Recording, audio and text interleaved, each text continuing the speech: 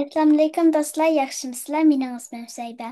Bugun sizlarga tugunning quyrug'i nima uchun kalta bo'lib qolgan degan mazmunni o'qib beraman.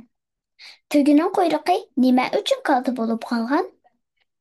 Burunqi zamonda yiroq bir tog'ning orasida bir to'p hayvonot yashaydi ekan.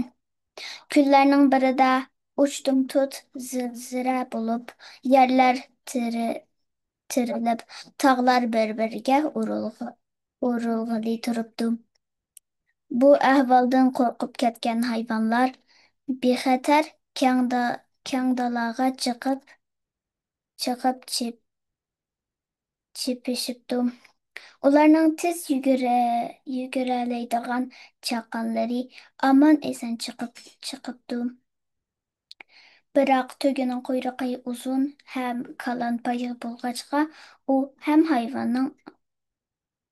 hayvonlarning orqasida qilib, yerilgan tog'lar cho'pilashda quyrug'i qisilib, uzilib qopti. O'zi bo'lsa aralla chiqib g'ijivapti. Tugunning quyrug'i shuningdan buyon kalta bo'lib qolgan ekan. Xo'sh,